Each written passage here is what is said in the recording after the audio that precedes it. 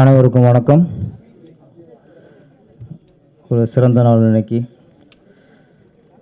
சதுரங்க ஆட்டம் ஆரம்பம் இந்த படத்தின் தொடக்க விழா ஒரு நிறைவாக நல்ல ஒரு இறைவன் ஆசையோடு ஒரு மங்களகரமாக ஆரம்பிச்சிருக்கு.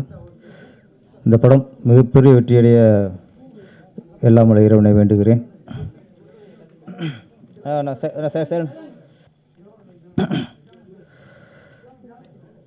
இந்த படத்தின் தயாரிப்பாளர் வினோத் வி சர்மா அவர்கள், அதாவது விவிஎஸ் கம்பெனி.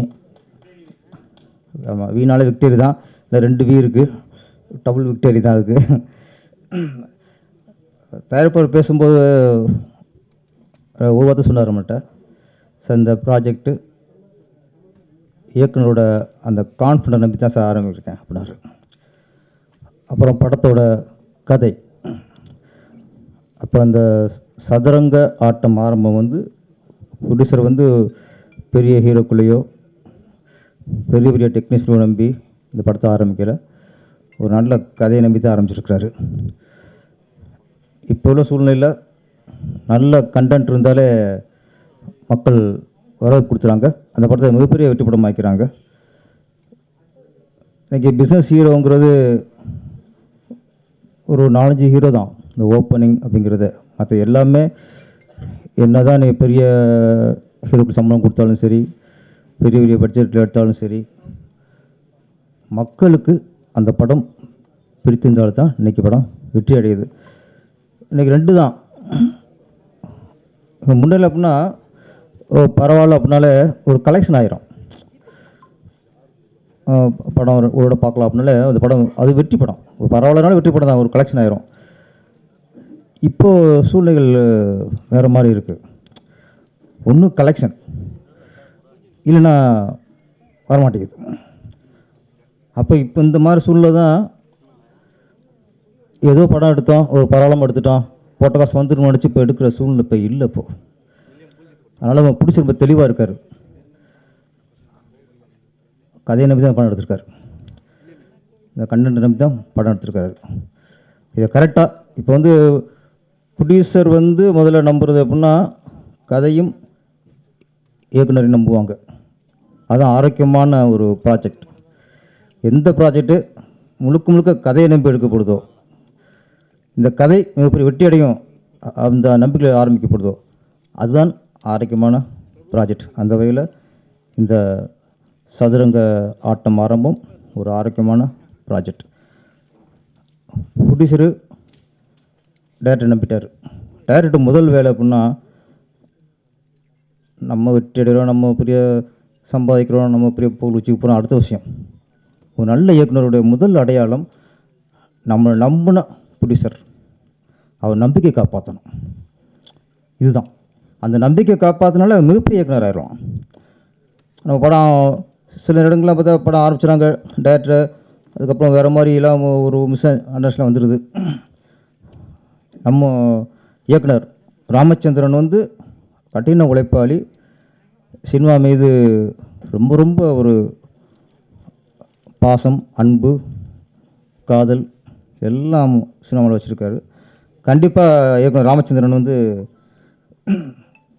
முதல்ல பிடிச்ச நம்பிக்கை காப்பாற்றுவார்.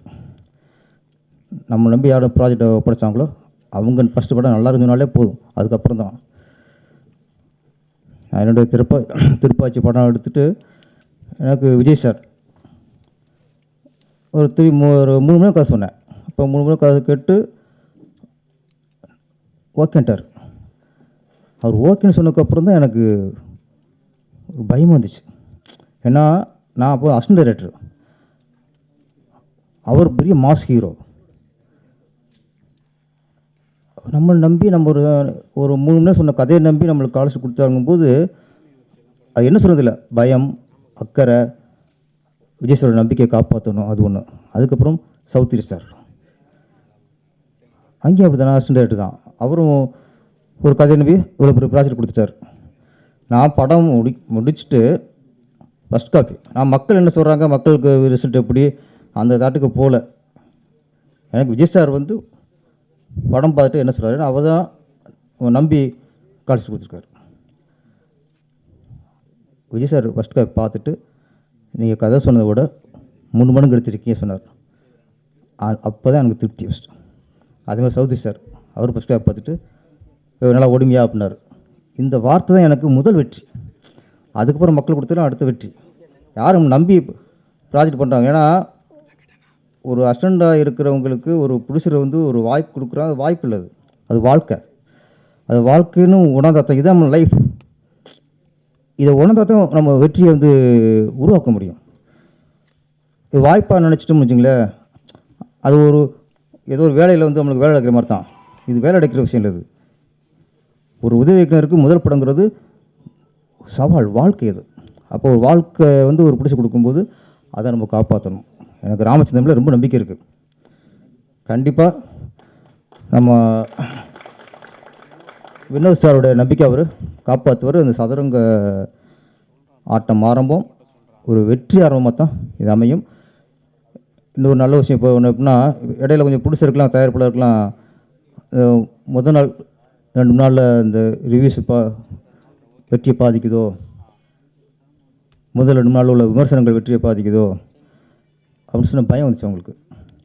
ஏன்னா நிறைய ஃபஸ்ட் நாளே ஆளாளுக்கு ஒன்று சொல்லி அது ஒரு படத்தை இமேஜை உடைக்கிற மாதிரிலாம் இருந்துச்சு. அந்த பயத்தில் அவங்களும் கோர்ட்டுக்கு போனாங்க.